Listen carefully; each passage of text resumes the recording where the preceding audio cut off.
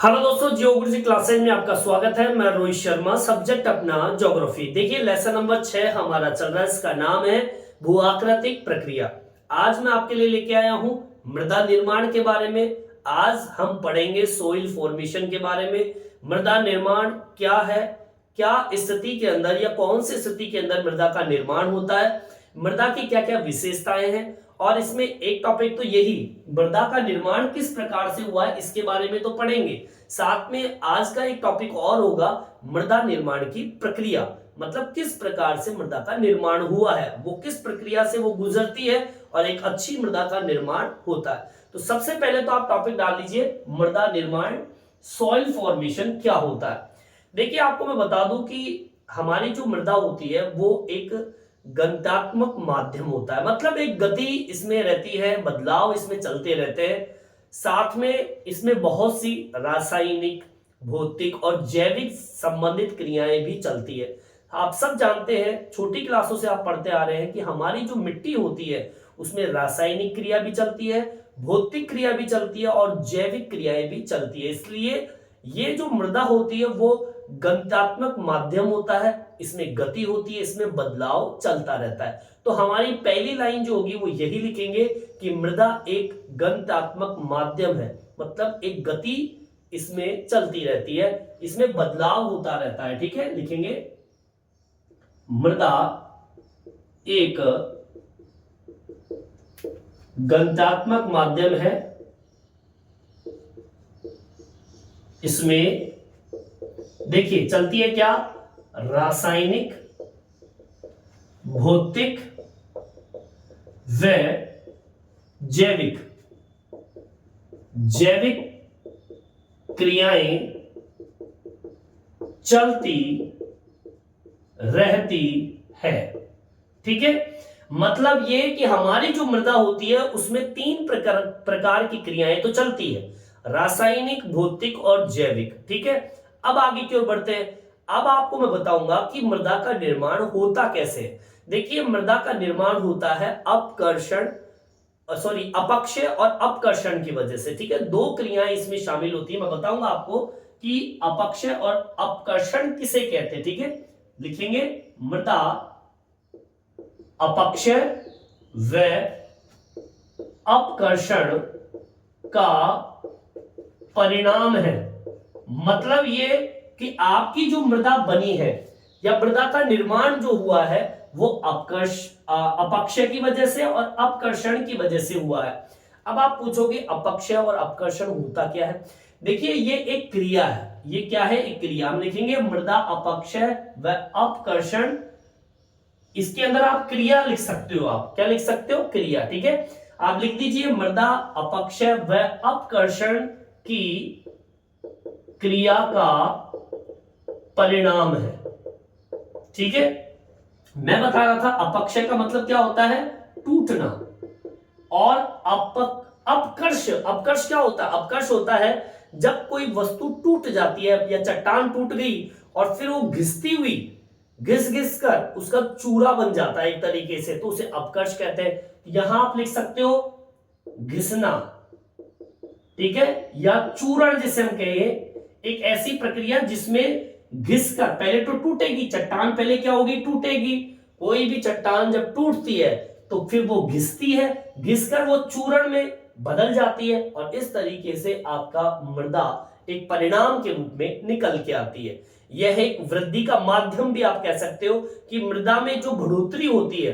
ठीक है, पहले इतनी सी मृदा है, घिस घिस के, स्टोन है, पत्थर है, टुकड़ा हुआ, घिसा, इतनी सी मिट्टी बनी, फिर इतनी मिट्टी बनी, फिर इतनी मिट्टी बनी। तो मतलब ये कह सकते हैं कि मृदा अपकर्ष व अपकर्षण, अपक्षय व अपकर्षण की क्रिया का परिणाम है और यही वृद्धि का माध्यम है। मिट्टी जो बढ़ रही है वो इन्हीं अपक्षय और अपकर्ष की वजह से बढ़ रही है। ठीक है, तो लिख देंगे यह वृद्धि का माध्यम है। क्लियर, चलिए अब आगे की ओर बढ़ते हैं। देखिए मृदा अपक्षय है, अपकर्ष है, इस क्रिया की वजह से परिवर्तनशील है और विकास का प्रमुख तत्व भी इन दोनों को माना जाता है। ध्यान रखना इस चीज को, हमारी जो मिट्टी में परिवर्तन हो रहा है उस परिवर्तन का कारण भी यही है, अपक्षय और उत्कर्ष और इसमें जो विकास की जो गति बढ़ती है या विकास हो रहा है मिट्टी के अंदर, वो भी कारण ये दोनों ही है। इस लाइन को अहम मानकर लिखेंगे। इसको क्या लिखेंगे? मृदा अपक्षय व अपकर्ष क्रिया। मृदा अपक्षय व अपकर्ष क्रिया किसका कारण बनता है? परिवर्तनशील का। परिवर्तनशील व विकास का प्रमुख तत्व है। समझ में आई बात? मतलब ये कि अपक्षय को ही और अपकर्ष को ही, ये दोनों क्रियाओं को मृदा में परिवर्तन का कारण भी माना है और विकास का प्रमुख तत्व भी माना है। समझ में आ गई बात? अब आगे की ओर बढ़िए। देखिए, मृदा की एक विशेषता भी है, मौसम के अनुसार बदलती है। आगे बात समझ में? लिख दीजिए, मृदा की प्रमुख विशेषता यह मौसम के अनुसार बदलती है। समझ में आई बात? जैसा मौसम वैसी आपकी मिट्टी हो जाती है। उदाहरण के तौर पर मृदा जलवायु के अनुसार बदलती है कि नहीं बदलती है? मृदा जलवायु के अनुसार ऐसे बदलती है, अगर जलवायु ठंडी है तो मिट्टी भी ठंडी, अगर जलवायु गर्म है तो मिट्टी भी गर्म और उष्ण शुष्क हो जाती है। अगर जलवायु ठंडी है तो मृदा ठंडी और बहुत ज्यादा आर्द्र हो जाती है। तो ये जलवायु का प्रभाव भी पड़ता है। मौसम के अनुसार तो बदलती बदलती है, साथ में जलवायु भी मृदा को बदल के रख देती है। लिख देंगे इसको भी, मृदा जलवायु के अनुसार कैसी हो जाती है? ठंडी या फिर गर्म या फिर शुष्क व आर्द्र हो सकती है। बोलिए आगे बात समझ में? मतलब जलवायु जैसी होती है, मतलब जलवायु के अनुसार। भैया आपकी जलवायु ठंडी है, बर्फीले क्षेत्र में जाइए तो जलवायु ठंडी होगी तो जमीन भी कैसी होगी? ठंडी होगी, मिट्टी भी ठंडी होगी। और ठंडी के साथ में उसमें आर्द्रता की मात्रा, मतलब नमी की मात्रा भी बढ़ जाएगी, पानी की मात्रा भी बढ़ जाएगी, गीली रहेगी। जैसे कि बारिश का मौसम है, अब ये कह रहा है मौसम के अनुसार। बारिश का मौसम होता है तो मिट्टी कैसी हो जाती है? मिट्टी बिल्कुल गीली हो जाती है। अब मान लीजिए जलवायु गर्म है, ठीक है, तो भैया आपकी मिट्टी भी कैसी हो जाएगी? गर्म, और गर्म के साथ में वो शुष्क भी हो जाएगी, सूखी। ठीक है, तो कहने का मतलब है कि जलवायु के अनुसार मिट्टी ठंडी गर्म हो सकती है, शुष्क और आर्द्र हो सकती है। समझ में आई बात? अगर ठंडी है तो आर्द्र होगी, शुष्क है तो गर्म है तो शुष्क होगी। ठीक है, ठंडी है तो आर्द्र है और गर्म है तो शुष्क होगी आपकी मिट्टी। मृदा बहुत अधिक ठंडी और बहुत अधिक अगर शुष्क होती है तो जैविक क्रिया मंद या फिर बंद भी हो सकती है। समझ में आई बात? अगर मान लीजिए मिट्टी जो है अधिक मात्रा में ठंडी हो गई, ठीक है, या फिर बहुत ही अधिक मात्रा में सूख गई, तो होता क्या है? आपकी जैविक क्रिया जो होती है बहुत ही ज्यादा मंद हो जाती है, धीमी गति से चलती है या फिर बंद ही हो जाएगी। तो अगर अधिक ठंडी हुई और अधिक शुष्क हुई, बहुत ज्यादा ठंड हो गई या फिर बहुत ज्यादा सूख गई, तो दोनों ही स्थिति आपकी मिट्टी की जैविक क्रिया को मंद कर सकती है या फिर बंद कर सकती है। ये भी इंपॉर्टेंट लाइन है, इसको भी लिख देंगे। लिखना क्या है? मृदा बहुत अधिक ठंडी, लिखेंगे मृदा बहुत अधिक ठंडी या बहुत अधिक शुष्क होने से जैविक क्रिया को मंद या बंद कर सकती है। सही में आई बात? अगर बहुत ज्यादा ठंड पड़ गई तो जैविक क्रिया रुक जाएगी, और अगर बहुत ज्यादा सूख गई तो भी आपकी जैविक क्रिया रुक जाएगी या बंद हो जाएगी, मंद हो जाएगी। जैविक क्रिया जानते ही हो आप। जैविक क्रिया होती क्या है? आपकी मिट्टी के अंदर जो भी आपके पौष्टिक जो तत्व होते हैं, चाहे वो पत्तियों के सड़ने गलने से, ठीक है ना, या फिर कोई मृत अवशेष हो, वो मिट्टी में घुलकर मिलकर मिट्टी को उपजाऊ बना देते हैं, या फिर घास है मान लीजिए सूख गई तो ये जैव पदार्थ जो होते हैं ना, मतलब पत्तियां सड़ गई, घास सूख गई, मृत अवशेष, ये सारी क्रियाएं जैविक क्रिया के अकॉर्डिंग चलते हैं, मतलब इनको सड़ाकर गलाकर मिट्टी को उपजाऊ बना देते हैं, यही जैविक क्रिया होती है। जैसे कि बात करें कि मृदा में पत्तियां गिरती है या फिर घास सूख जाती है तो जैव पदार्थ बढ़ जाएंगे, उससे आपकी मिट्टी क्या हो जाती है, उपजाऊ हो जाती है, इसे तो कहते हैं जैविक क्रिया। ठीक है, इसको मेंशन कर दी, ये भी इंपॉर्टेंट है। क्या लिखेंगे, मृदा में पत्तियां गिरती है, मृदा में पत्तियां गिरती है, वह घास सूखती है, जिससे जैव पदार्थ में क्या होती है, बढ़ोतरी होती है। आगे बात समझ। तो ये बिंदु जो है आपके मृदा निर्माण से संबंधित हो गए कि भाई मिट्टी बनती कैसे है। एक बार मैं फिर से रिपीट कर देता हूं। देखिए, मृदा एक गंतात्मक माध्यम होता है, इसमें रासायनिक, भौतिक और जैविक क्रियाएं चलती रहती है। मृदा निर्माण किस प्रकार से होता है, मृदा का निर्माण का कारण है अपक्षय होना, मतलब टूटना। चट्टान जब टूटेगी और फिर वो घिसेगी तो वो चूर्ण में परिवर्तित हो जाती है, चूर्ण चुर्रा हो जाती है और उसी परिणाम से आपकी मृदा बनती है और यही वृद्धि का माध्यम होती है मिट्टी का। फिर मृदा अपक्षय और अपकर्ष की क्रिया से उसमें परिवर्तन होता है और उसके अंदर विकास होते रहते हैं। मृदा की खास विशेषता यह है कि यह मौसम के अनुसार बदलती रहती है, मौसम जैसा मिट्टी वैसी हो जाती है।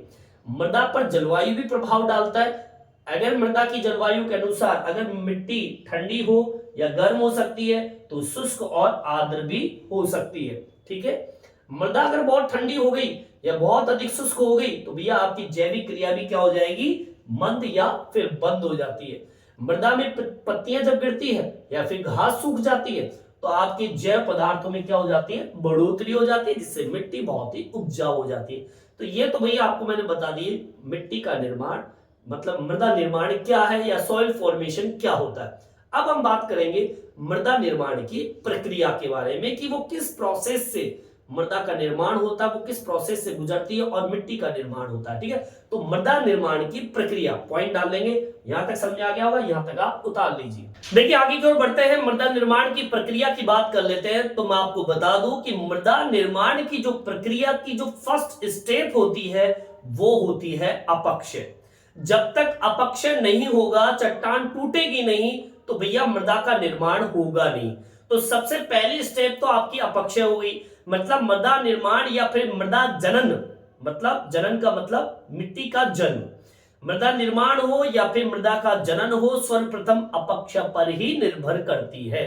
ठीक है, तो हमारी पहली लाइन आपकी यही होगी, लिखेंगे मृदा निर्माण या फिर हम कहें मृदा जनन की प्रक्रिया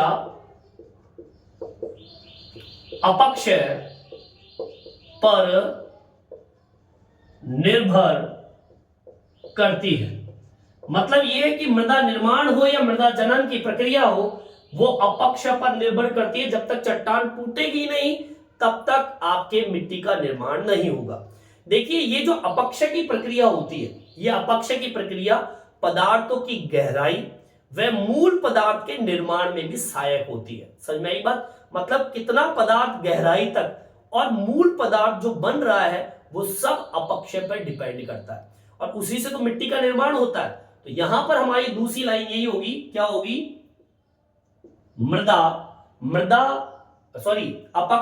अपक्षय प्रक्रिया पदार्थ की गहराई। ठीक है, लिखेंगे यह अपक्षय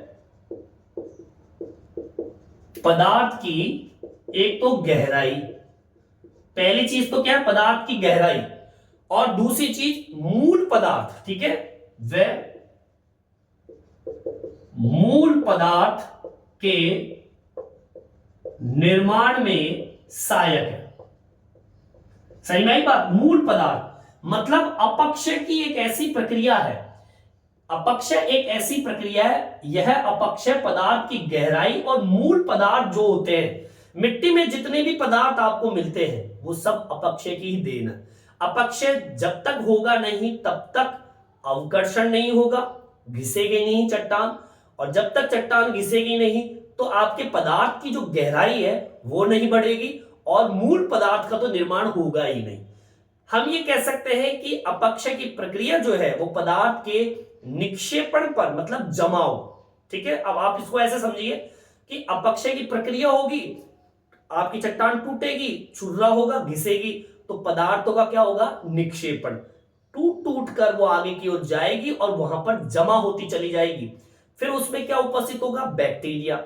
उसी में क्या उपस्थित होगा, जो निकृष्ट पौधे होते हैं, जो बेकार पौधे होते हैं, काई होती है, लाइकेन होता है, ये सब के सब मृदा को क्या बनाते हैं, उन्नत बनाते हैं, मजबूत बनाते हैं, उपजाऊ बनाते हैं, ठीक है। और ये सब किस पे डिपेंड करता है, अपक्षय प्रक्रिया के ऊपर, ठीक है। चलिए इसको मेंशन कर देंगे, हम क्या लिखेंगे, अपक्षय प्रक्रिया, ठीक है। अपक्षय प्रक्रिया पदार्थ, ठीक है, आपके जितने भी पदार्थ है उन पदार्थों का क्या करता है, निक्षेपण, पहली चीज। दूसरा क्या है, बैक्टीरिया पैदा करे, बैक्टीरिया। इसके अलावा और क्या करता है, निकृष्ट जितने भी पौधे होते हैं, बेकार पौधे, निकृष्ट पौधे, ठीक है, वो इसमें शामिल हो जाते हैं। जैसे कि निकृष्ट पौधों की बात करूं जो बेकार होते हैं, जैसे कि काई का नाम सुना होगा, कोई फायदा नहीं है, जमीन में छा जाती है काई, लाइकेन, ये जितने भी पौधे होते हैं, निकृष्ट पौधे होते हैं, इनके द्वारा मृदा जो होती है, ठीक है, मृदा को उन्नत बनाते हैं ये, ठीक है, उन्नत बनाते हैं। मतलब ये हो गया जी कि अपक्षय की जब प्रक्रिया होगी तो पदार्थों का निक्षेपण होगा, पदार्थ जमेंगे, उसमें बैक्टीरिया भी शामिल होंगे, उसमें निकृष्ट पौधे भी शामिल होंगे, जैसे कि काई लाइकेन, जैसे कि काई लाइकेन, और यही आपकी मृदा को क्या बनाते हैं, उन्नत बनाते हैं, अच्छा बनाते हैं। देखिए अपक्षय के बाद ही निक्षेपण से मृदा में कई गौण जीव जो होते हैं वो आश्रय लेते हैं, जिससे मृदा उपजाऊ बनती है, या उपजाऊपन उन्हीं जीवों से बनता है। मतलब अब जब तक अपक्षय नहीं होगा तब तक निक्षेपण नहीं होगा, और निक्षेपण नहीं होगा तो गौण जीव जो होंगे, जो छोटे छोटे जीव होते हैं जो मिट्टी को उपजाऊ बनाते हैं, वो पैदा नहीं होंगे। तो यहां पर क्रिया ले दे के कहां पर जा रही है, अपक्षय के ऊपर, ठीक है, लिख देंगे अपक्षय, यहीं पर अपक्षय शुरू होगा, अपक्षय के बाद निक्षेपण, ठीक है। अपक्षय के बाद क्या होगा, निक्षेपण, निक्षेपण से क्या होगा, आपकी जो मिट्टी है, मृदा है, उसमें कई गौण जीव उत्पन्न होंगे, ठीक है, जीव उत्पन्न होंगे। अब यही जीव क्या करेंगे, ये गौण जीव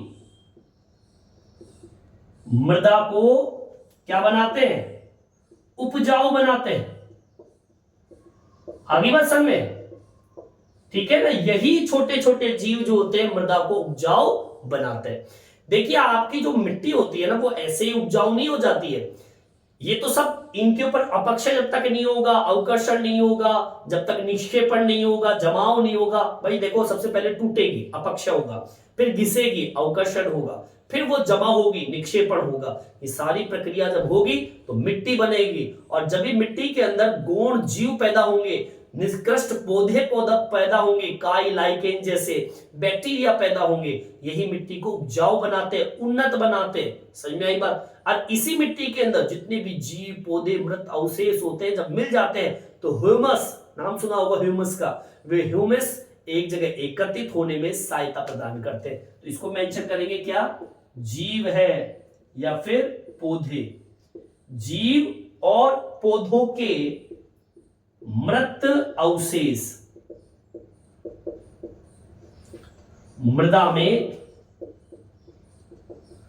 ह्यूमस की मात्रा को बढ़ाते हैं, जिससे जैविक क्रिया तेज हो जाती है, वह मृदा उपजाऊ होगी। समझ में आई बात? ये प्रक्रिया एक प्रोसेस हम कह सकते हैं। देखो क्या क्या हुआ, सबसे पहले क्या हुआ मृदा निर्माण की प्रक्रिया में, सबसे पहले क्या हुआ, पहले ये हुआ कि मृदा निर्माण और मृदा जनन, जनन का मतलब होता है जन्म, प्रक्रिया में कौन सहायता दे रहा है आपको, अपक्ष। मिट्टी टूटी, चट्टान टूटी, अपक्ष हो गया। यह अपक्ष पदार्थ की गहराई और मूल पदार्थों के निर्माण में सहायता प्रदान करता है। अपक्ष हुआ तभी तो पदार्थ की गहराई बढ़ी। भाई मिट्टी जब तक बनेगी नहीं, बढ़ती गई बढ़ती गई बढ़ती गई बढ़ती गई बढ़ती गई, तो पदार्थ की गहराई बढ़ी कि नहीं बढ़ी? मिट्टी बढ़ी तो पदार्थ की गहराई भी बढ़ी, साथ में मूल पदार्थ भी बढ़े। मतलब जैसे जैसे पदार्थ बढ़ते जाएंगे तो उसमें जो मूल पदार्थ है, जो उपजाऊ मिट्टी के अंदर पदार्थ होते हैं, मूल पदार्थ, उसकी बढ़ोतरी भी बढ़ती जाएगी। ठीक है, अपक्ष की प्रक्रिया होगी तो पदार्थ का निक्षेपण भी होगा, बैक्टीरिया भी आएंगे, निकृष्ट पौधे भी आएंगे, काई लाइकेन जैसे। ये मृदा को उन्नत बनाते हैं, उपजाऊ बनाते हैं। फिर देखिए अपक्ष के बाद में मिट्टी जब टूटी तो उसका निक्षेपण होगा, जमा हो गया। जमाव से मृदा में कई गौण जीव उत्पन्न होंगे, जो कि गौण जीव मृदा को उपजाऊ बनाने का काम करते हैं। छोटे छोटे जीव जो होते हैं वो मिट्टी को उपजाऊ बनाते हैं, यही तो प्रक्रिया है। जीव पौधों के मृदा अवशेष और मृदा में ह्यूमस की मात्रा को बढ़ाते हैं, जिससे जैविक क्रिया और तेज हो जाती है और मृदा धीरे धीरे और उपजाऊ होती चली जाती है। यहां तक तो आपके समझ में आ गया होगा। अब थोड़ा और आगे बढ़ते हैं, और क्या क्या प्रक्रिया है, क्या क्या प्रोसेस से मिट्टी निकलती है और एक अच्छी मृदा का निर्माण होता है। यहां तक समझ में आ गया होगा, यहां तक आप उतार लीजिए। देखिए आगे की ओर बढ़ते हैं और मैं आपको बताऊंगा कि किस प्रकार से आपकी मृदा निर्माण की प्रक्रिया में और कौन कौन सी क्रियाएं जो होती है वो मिट्टी को उपजाऊ बनाती है। आपने गोण घास का नाम सुना होगा, गोण घास। आपने नाम सुना होगा फर्न्स का। ठीक है, ये घास से संबंधित होती है। इनकी जब वृद्धि होती है कि वृद्धि से, ठीक है, जैसे जैसे इनकी वृद्धि होती है उसके बाद आपके जो पक्षी होते हैं या फिर वायु यहीं से बीज को उठाती है और जगह जगह जाकर इनको गिरा देती है, जिससे कि मिट्टी के अंदर वृक्ष और झाड़ियों की क्या होने लगती है, वृद्धि होने लगती है। समझ में आई बात? तो गोण घास और फर्न्स की वृद्धि से बीजों को हवा व पक्षियों के माध्यम से उड़ाकर जगह जगह ले जाती है, वे वहां मिट्टी में नई झाड़ियां व वृक्षों को पैदा करती है। कौन? मृदा। सही में एक बात। अब इस मृदा के अंदर ये भी प्रोसेस इंपॉर्टेंट है। हमारी जो मिट्टी होती है उस पर हम देखते हैं कि छोटे छोटे पेड़ पौधे या फिर झाड़ियां पैदा हो जाती है। उसका कारण यही है, जैसे कि कहीं पर गोण घास पैदा होती है, फर्न्स पैदा होती है, उससे जब वृद्धि होती है तो वहीं से पक्षी और वायु उनको उठाती है और उस बीजों को चारों तरफ फैला देती है, जिससे आपकी मिट्टी पर कई वृक्ष और झाड़ियां उत्पन्न होने लगते हैं और वो मिट्टी के लिए एक फायदेमंद होती है। जैसे जैसे पौधे बड़े होते हैं उनकी जड़ें जो होती है वो मृदा के अंदर नीचे तक घुस जाती है, ठीक है, और एक तरीके से मिट्टी को मजबूती से पकड़ लेती है, मिट्टी को बहने नहीं देती, उसका अपर्दन नहीं होता। ये भी इंपॉर्टेंट है, लिख देंगे। पौधों की जड़ें मृदा के अंदर गहराई तक जाते हैं, जिससे मृदा मजबूती से रुक जाती है, अपर्दन नहीं होता, ठीक है, बहकर नहीं जाती है, आप देखना जहां पर पेड़ पौधे कम होते हैं वहां पर मिट्टी जो होती है वो बहकर चली जाती है। पेड़ पौधे अगर हैं तो मिट्टी कभी बहकर नहीं जाएगी, क्योंकि पेड़ पौधे अपनी जड़ों के माध्यम से मिट्टी को पकड़ के रखते हैं। पेड़ भी सुरक्षित, मिट्टी भी सुरक्षित। ठीक है। अब देखिए इस मृदा प्रक्रिया के अंदर कुछ जीव ऐसे भी होते हैं जो बिल बनाते हैं, और बिल की वजह से, बिल जैसे चूहे, ठीक है ना, चूहे क्या काम करते हैं, चूहे हुए, दीमक हुई, बिल बनाने वाले जितने भी जानवर होते हैं वो कणों को ऊपर नीचे लेके आते हैं, जिससे पदार्थ का एक पुंज छिद्र में या फिर स्पंज की तरह बन जाता है। वो आप देखना चींटियां क्या करती है, चींटियां बिल बनाती है, तो देखना कभी अगर उस चींटी के द्वारा जो मिट्टी आई है उस पे पैर लगा के देखते तो बहुत ही सॉफ्ट स्पंज जैसा हो जाता है, और नीचे की साइड मिट्टी खुद जाती है, या फिर हम कहें कि ऊपर की मिट्टी नीचे, नीचे की मिट्टी ऊपर। अब ये प्रक्रिया होगी तो मिट्टी बताइए उपजाऊ होगी कि नहीं होगी, होगी। ठीक है, तो इसको लिखेंगे बिल बनाने वाले जीव, जानवर। ठीक है, बिल बनाने वाले जीव या जानवर कणों को, किसके कणों को, मृदा के कणों को ऊपर व नीचे लाते हैं। ठीक है, ऊपर नीचे आए, इससे क्या होगा, जिससे पदार्थों का क्या बनेगा, एक पुंज, या फिर हम कह सकते हैं छिद्रमय पुंज, छिद्रमय पुंज, स्पंज बनता है, जो मृदा के उपजाऊपन में क्या करता है, सहयोग। ठीक है, सहयोग करता है, ये स्थिति सहयोग की है। इस प्रकार से होता क्या है, देखो मैं बताऊं, ये मिट्टी उपजाऊ तो बनती है, साथ में जल धारण करने की क्षमता भी बढ़ जाती है, छेद हो गए, वायु के प्रवेश से इसी पुंज के अंदर, इन छिद्रों के अंदर वायु प्रवेश करती है, उससे होता क्या है, मिट्टी परिपक्व हो जाती है, खनिजों की वृद्धि होती है, जीव का भी उत्पादन होता है, और मिट्टी का भी निर्माण होता चला जाता है। ठीक है, लिख देंगे इसके भी। इस प्रकार इसमें जल धारण करने की क्षमता बढ़ जाती है। अब जल धारण करने की क्षमता बढ़ गई और वायु भी प्रवेश करेगी, वायु प्रवेश करती है इसी के अंदर, तो मिट्टी उपजाऊ हो रही कि नहीं हो रही। ठीक है, मिट्टी क्या हो जाती है, परिपक्व।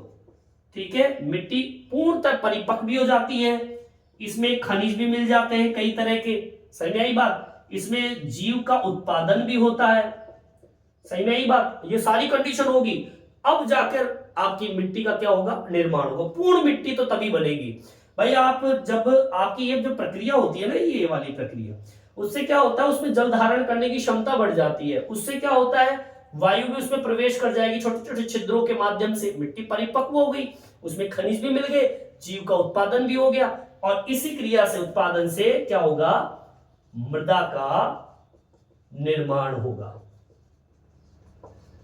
बोलिए आगे बात समझ में, इस तरीके से मिट्टी का निर्माण होता है।